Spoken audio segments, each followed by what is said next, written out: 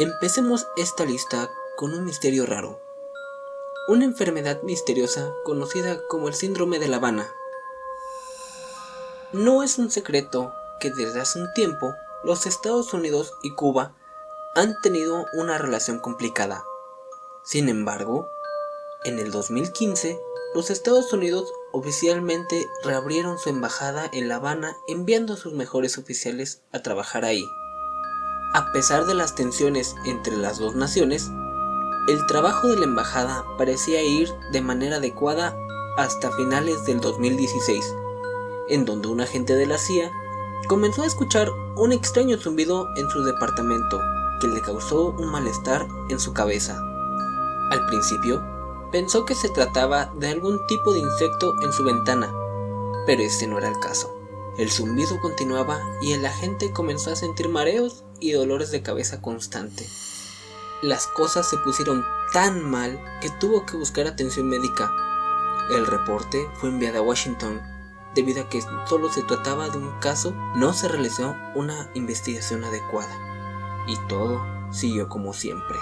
En febrero del 2017, dos agentes más reportaron escuchar el mismo zumbido, esta vez causando síntomas más severos.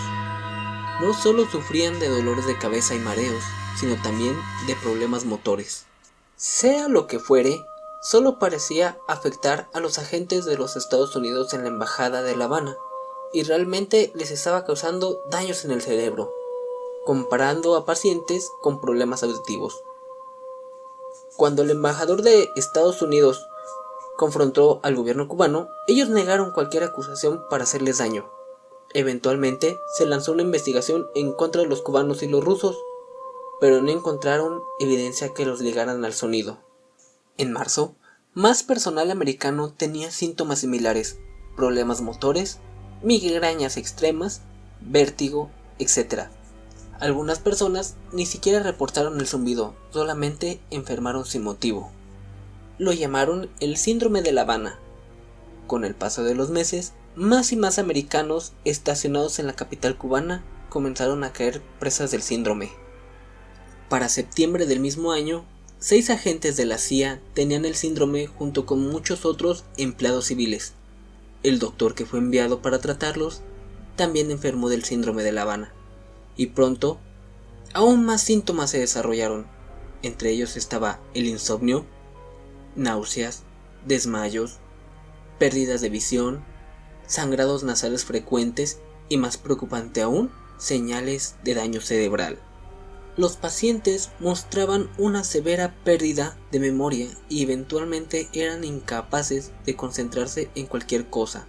Estos problemas cognitivos les impedían completar tareas simples después de meses de estar expuestos al zumbido misterioso. Debido a la discreción de la CIA, al realizar sus investigaciones, no sabemos en realidad cuántos trabajadores se afectaron por el síndrome, pero sí sabemos que al menos 40 personas enfermaron. Sus cerebros fueron examinados usando tecnologías de visualización avanzadas y fueron comparadas con un grupo de control. El reporte fue publicado en julio de 2019, mostrando que aquellos afectados con el síndrome tenían una masa cerebral menor que el grupo de control, y aquellos afectados tenían problemas de conectividad funcional en sus cerebros. Posteriormente se dio a conocer que agentes canadienses de la embajada también estaban viéndose afectados, 14 en total. Los agentes de ambos países están convencidos que alguna especie de arma radio o electromagnética estaba siendo usada para atacar a sus trabajadores, pero no pudieron señalar al responsable o el tipo de dispositivo que estaba siendo utilizado. Ambos gobiernos retiraron a los trabajadores no esenciales de La Habana. Los 14 canadienses afectados demandaron a su gobierno por $28 millones por no haber lidiado con el síndrome. Su demanda aún está en pie. Hasta ahora no sabemos quién o qué fue responsable por el zumbido. Algunas personas creen que el zumbido fue producto de un cambio climático, que realmente era el constante sonido de grillos y cigarras lo que afectó su cerebro, pero no explica porque solamente los agentes americanos y canadienses se vieran afectados. Todo es demasiado sospechoso y las teorías varían desde un sabotaje de Cuba o Rusia o el gobierno chino hasta las teorías que apuntan a que todo se trata de un virus no identificado que se esparció por la embajada. Debido a que se trata de un misterio reciente, tal vez algún día podríamos llegar a la verdad. Claro está, si los gobiernos americanos y canadienses no mantienen todo en secreto. Para cualquiera que se esté preguntando cómo suena exactamente el zumbido, estoy por reproducir una corta grabación tomada por uno de los agentes estadounidenses. No se preocupen, el sonido es demasiado corto para afectar sus cerebros. Probablemente.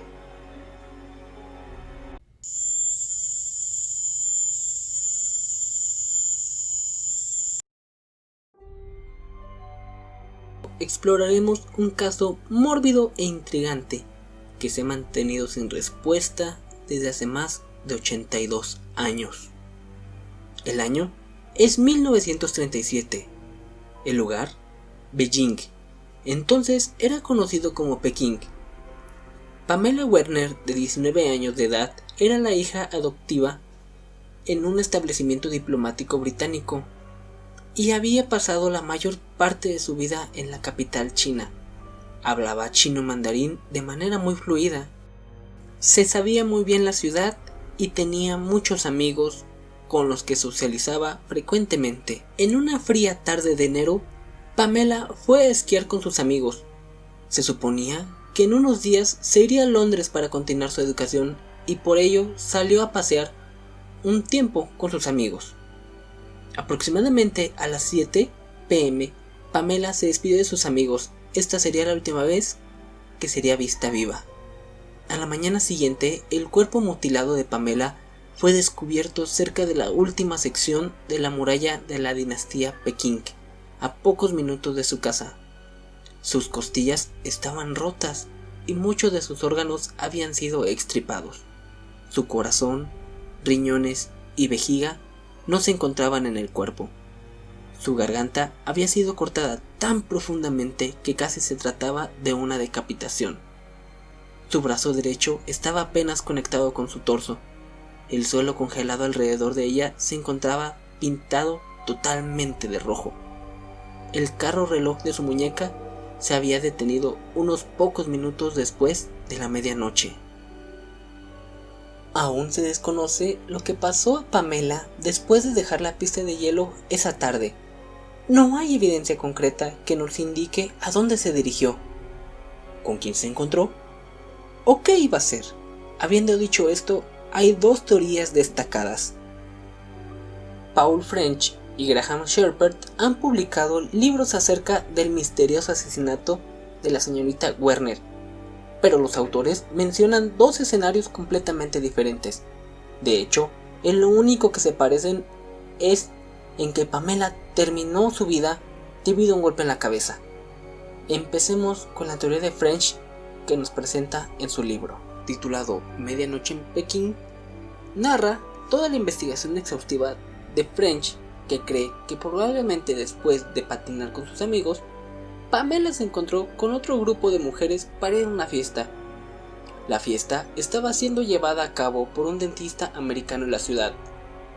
Él y sus amigos eran conocidos por no ser las personas más agradables del mundo. Pamela era una paciente del dentista y probablemente no se sentía intimidada por él o por sus amigos. Su fiesta eventualmente se movió a otro lugar, un club en un barrio peligroso de la ciudad. French teoriza que es en este club en el que Pamela se separó de su grupo de amigas, que fue llevada a un cuarto solo con una cama rodeada por un grupo de hombres. A partir de ahí, muchas cosas pudieron pasar. Tal vez se resistió, tal vez gritó, tal vez uno de los hombres entró en pánico y la golpeó con algo en la cabeza. De cualquier manera, ese fue el final de la fiesta y también el final de Pamela. Los hombres procedieron a drenar su sangre del cuerpo de Pamela para que fuera más fácil de mover. La llevaron a donde fuera descubierta la mañana siguiente, un lugar en el cual pocas personas transitaban. El plan era cortar su cuerpo para que no lo pudieran reconocer, deshacerse de él en diferentes partes de la ciudad y echarle la culpa a un ficticio psicópata. El dentista y sus amigos eran compañeros de casa y probablemente fueron interrumpidos cuando alguien se acercó y dejaron a Pamela como fue encontrada. La hipótesis de Graham Shepard es muy diferente. El escritor era un detective de la policía y él teoriza que la versión de French no tiene sentido desde un punto de vista policíaco. Su versión es mucho más simple y dice de esta manera: Pamela no era el tipo de chica que iría voluntariamente con un grupo de hombres a un barrio peligroso. Eso hubiera sido fuera de su carácter, e incluso que si la fiesta ocurrió en primer lugar, Pamela nunca hubiera ido a ella. Es más posible que se haya encontrado con algún antiguo compañero chino llamado Han Shui. Este hombre sería el que acabaría con su vida después de que ella lo rechazara en algún punto de su vida. Después de matarla, la tiraría en donde fue encontrada y tal vez algún transeúnte le extrajo los órganos para alguna práctica medicinal china. Una teoría muy oscura. Ambos autores tienen sus comentarios con la teoría del otro, pero es muy probable que nunca sepamos qué fue lo que en realidad ocurrió. En 1943, el ejército japonés se apoderó de Pekín y la investigación de Pamela fue terminada. Después de la guerra, cualquier interés en la investigación había desaparecido. Cualquier evidencia que se recolectó desapareció. La información que tenemos ahora es la misma que se tenía hace 82 años. Aunque las circunstancias del final de Pamela se mantienen como un misterio y probablemente lo sigan siendo en un futuro, al menos las teorías publicadas por estos libros mantienen viva la luz de su caso y aseguran de que Pamela no sea olvidada en la historia. La pareja del condado de Sumter fueron dos víctimas de un asesinato sin identificar que fueron encontrados en el condado de Sumter, en Carolina del Sur. Eran las 6:20 de la mañana, en un día del 9 de agosto de 1976, cuando un camionero se encontró con los dos cuerpos sin vida tendidos a un lado de la carretera aislada. Uno era un hombre y el otro una mujer. Ambos habían sido disparados 3 veces en casi exactamente los mismos lugares, uno en la espalda, otro en el pecho y otro en la garganta. Lo primero es lo primero. Los policías tenían que identificar a las víctimas. Eso terminó siendo más difícil de lo que cualquiera pudo imaginarse. Tan difícil que de hecho, incluso hoy, 44 años después, aún no se sabe quiénes eran. Lo que sí se tiene son estas reconstrucciones faciales y un poco de información. Primero, sus edades. El hombre tenía entre 18 a 30 años, con una edad probable de 27. La mujer tenía entre 18 y 25 años. Ambos eran caucásicos con piel color oliva. Al momento de ser encontrados, no vestían ropa interior y ninguno llevaba una identificación o dinero. No se encontró ninguna sustancia en sus cuerpos. Se veían extremadamente similar, tanto que los investigadores asumieron que eran hermanos. Sin embargo, una prueba de ADN del año 2007 comprobó que estos no estaban relacionados. Ambos tenían características que los distinguían. Por ejemplo, el hombre tenía un cuerpo atlético con múltiples cicatrices en los hombros y la espalda, que sugerían que practicaba algún deporte de contacto. La mujer tenía pestañas muy largas y 2 lunares en su mejilla izquierda. Ambos tenían claramente antecedentes de ser de clase alta, ya que vestían ropa cara y joyería hecha de oro y piedras preciosas. El hombre incluso tenía un anillo de oro de 14 quilates, incrustado con un zafiro y grabado en el interior con las letras JPF. ¿Podrían estas ser sus iniciales? También tenía un trabajado extenso hecho en sus dientes, incluyendo un trabajo raro que solo pocos dentistas en Estados Unidos sabían cómo realizar en esa época. Con eso en mente, también se discutió la posibilidad de que fuese extranjero. De hecho, un trabajador de un campamento, quien reconoció a la pareja antes de su muerte, dijo que el nombre del hombre era Jacques. El padre de Jacques era un reconocido doctor canadiense y que aparentemente su familia lo había desheredado por no seguir la carrera médica.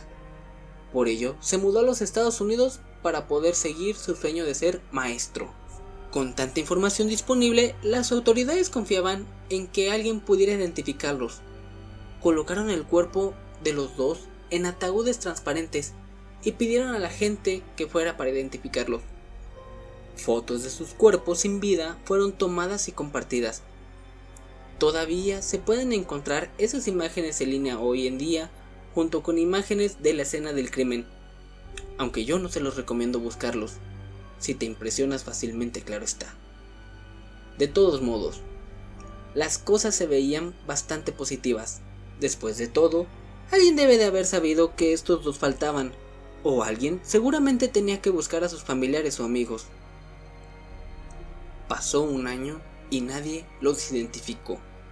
Por lo tanto, los desconocidos que murieron juntos fueron enterrados juntos en el cementerio de una iglesia metodista. Fueron exhumados brevemente en 2007 por su ADN y sus identidades aún siguen siendo un misterio. ¿Qué pasa con la identidad del asesino? Lamentablemente también sigue siendo un misterio. Hay algunas teorías convincentes por ahí que van desde un robo de auto que salió mal hasta que la pareja estaba involucrada en el contrabando de drogas. Con todo lo anterior, una pista de entonces parecía bastante convincente de esclarecer el caso. De hecho, es raro que nunca llegó a nada. En 1977, solo un año después del incidente, un hombre fue arrestado por estar manejando bajo la influencia del alcohol. Su nombre era Lonnie George Henry. En su posesión tenía el mismo tipo de arma que había sido usada para dispararle a la pareja. Parecía que de casualidad la policía había encontrado al culpable. Sin embargo, el hombre nunca fue acusado de nada debido a la falta de evidencia. Las autoridades nunca le realizaron una investigación, al menos no pública. Lonnie murió 5 años después, llevándose a quién sabe cuántos secretos del caso con él. Incluso, si no estaba físicamente relacionado, seguramente sabía qué pasó. El por qué los policías lo dejaron ir, nadie lo sabe. Cual sea el caso, hay más en este crimen de lo que se puede ver a simple vista.